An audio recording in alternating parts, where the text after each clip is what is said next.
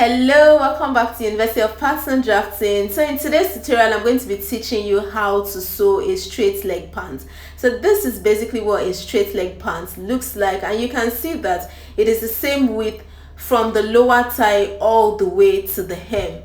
So these are the patterns that we're going to be working with. Now this pattern has side pockets as well as allowance for front zip. However, in my own version, I'm just going to be creating a straight leg pants with side zip. So this is the dart. You can see that this is the back pattern and it has instructions, so I'm just going to follow the instructions. And then this is the front pattern. Now the front pattern, as I mentioned earlier, has side pockets, as you can see, and then this is the dart as well, but I wouldn't be working with the pockets. Now this is the band, so we're just going to go ahead and cut this out. Now this is just an overview of what the pattern looks like front and back, and you can actually see that it's the same width from the lower thigh all the way to the hem. Now this is the cutting aspect. Now I'm just proceeding. I just placed my pattern on paper because it already has allowances, so I'm just going ahead to cut it. Now there are actually two methods of using patterns. You can either place it on fabric and cut it directly like this, or you can use this other method where you use your chalk to draw out the outline of the pattern onto the fabric before you now proceed to cut. So now this is the band. Now the pattern of the band is cut in such a way that there's a fold at the center front as well as the top. So that's why I folded the fabric into four, and it already has all of the allowances, so I'll just cut that directly. So this is my front band. I'm also going to proceed to cut out my back band as well.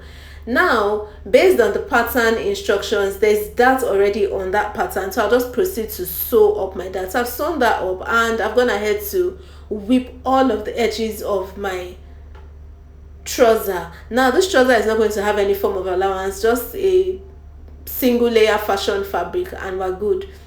So these are all of my trouser patterns. I've gone ahead to sew up the dart, and this is the band. Now for the band, I went ahead to iron estate to it, as you can see, and I didn't bother weaving the edges of the band because everything is going to be sewn in. So this is how it's going to work. We're just going to fold this into two. I'll go ahead and iron that again, and I'll show you what that looks like. So I've gone ahead to sew up my trouser. I just sewed up the crotch area of the front and the back, and then I proceeded to join just the crotch area of the front and the back. I've not joined the side seam. Now you can see that the back trouser is longer than the front trouser, as it should be. Now what we're going to do is to fold that into two equal parts and measure to ensure that the measurement that we have correlates with the total crotch length measurements that we are taking. Right, so this is me just measuring it. Now you can see I folded it into two equal parts, and I'm just measuring it. I think my total crotch length was 25 inches or thereabouts, so I've measured it and it is fine. So I'm going to proceed to sew on my band. Now you can see that I folded in half an inch on one side, and I'm going to do the same for the other side. However, this is the width of my band. I think the width is about 1.25 inches or so. So I have gone ahead to join it. Now to join this, you need to place the right side of the band facing the wrong side of your trouser. So you go ahead and stitch that up, and then you proceed to iron that half an inch of the other side of the band, iron half an inch in, and then also fold that into two and iron that in place, so that when you sew on top of this, it would still look really neat. So this is just me folding it into two. Now this is for the front, and then this is the back as well. I went ahead to sew it up. Remember that I said the right side of the band should be facing the wrong side. That's the wrong side of the trouser. So the right side of the band should be facing the wrong side of the trouser. Sew that up. You can see that's the way I stitched this up, and then when you finish, you can iron that and then flip it open and iron that half an inch hem in again before you proceed to fold that band into two and iron. So this is me sewing the band. Remember that stitch is going to be showing outside, so it needs to be as straight and neat as possible. Now to help me do that, you can see me sewing with invisible zipper foot. You can see how I'm sewing with invisible zipper foot. This is going to help me ensure that my line is straight. So this is just the other side, that's the back, and I'm doing the same thing. I'm sewing with the same invisible zipper foot, and this is the right side of my trouser. This is the side, this is the outer side. So sew on the outer side so you are sure that the seam is straight. So I'm just sewing this up. You can see how straight and neat it is because I had ironed everything in place. Now remember that I said we're going to have a side zip. So for that side zip, we're using invisible zip just because I don't want any bulge or anything to show by that side. So now let me show you how to sew invisible zip in such a way that it is actually invisible. Now the first step is to iron it. So you can see me ironing with steam, and I'm ironing. You can see me opening up the teeth of the invisible zip. Right, so I'm opening it up and ironing it flat. Ensure that that teeth is flat. So this is it. I've gone ahead to open the zip again. I'm doing the other side just so that you see it clearly. You can see me bending it, ensuring that that teeth is open, so that when I iron it, everything will be flat. Right, so use steam to iron this to ensure that it really flattens out. Now after you finished ironing it, everything would be flat, and then by the time you close up the zip, you'll see that the zip of the shape of the teeth would actually change. So this is me and you can see how clear this is. Like, you can see that it has flattened out. Can you see that there's a difference? Now let me zip this up and show you what this looks like. So by the time you zip it up, the zip is no more going to be straight and flat. You can see that it has closed up somehow. Can you see that? And you can see it's bending. So that way, once you've ironed it and your zip has become that way, now it's time to fix your zip. However, before I fix the zip, let me just hem the trouser. Now to hem this, I'm going to be using my hemming gum. So fold in the allowance. Seam allowance here is 1 inch. So I folded in that 1 inch, and you can see that I placed the two legs together just so that I'm sure that what I'm hemming is accurate, so that the two legs are the same length. Now let's proceed to fix the invisible zip. Notice that I've sewn up my band. You can see how nice and clean everything is. Now for my zip, I sewed up the sides as well, and I sewed both sides up. Now I'm going to proceed to loosen the side where the zip is going to be. The essence of actually sewing it and ironing it is just so that it creates a line, so that you know exactly where to sew your zip on. So I'm just going to sew along that line, along the exact line where I had stitched initially.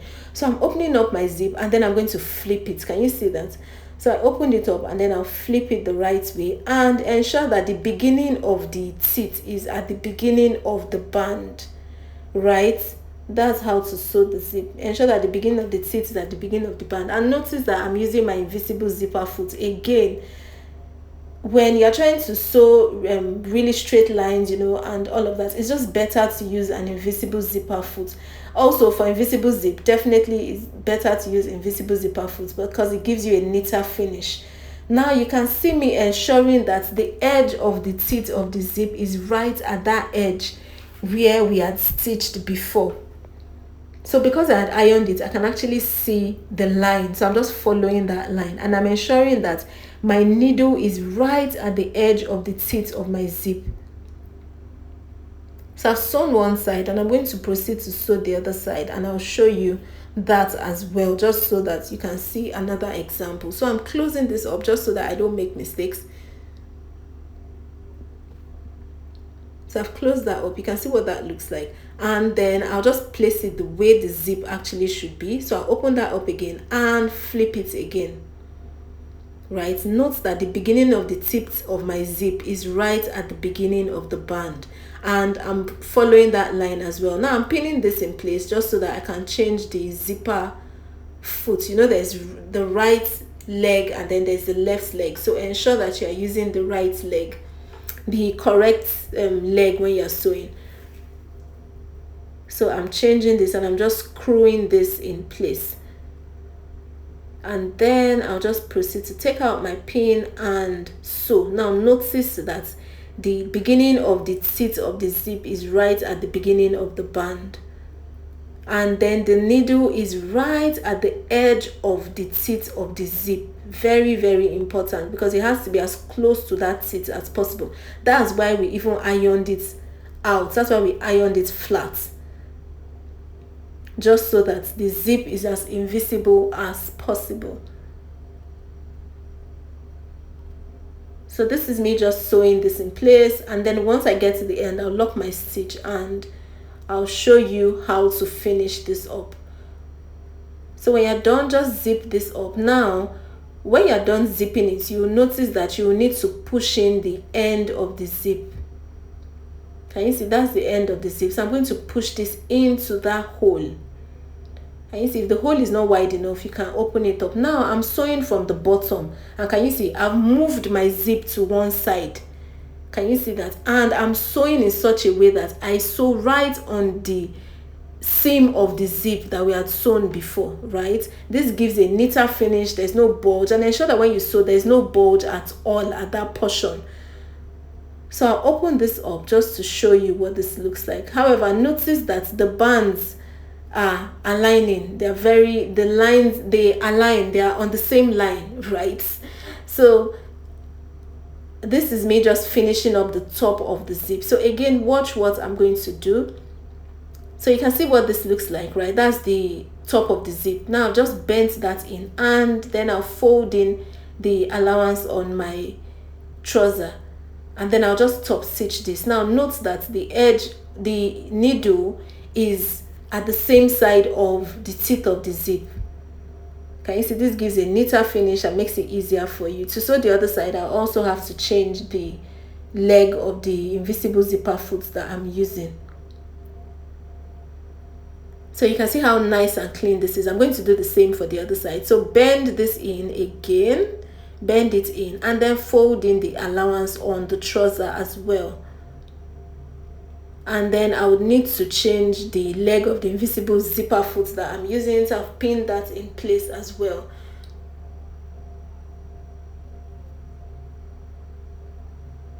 So again, when you're sewing this other side, ensure that the needle is on the same side as the teeth of the zip, just so that everything is nice and clean.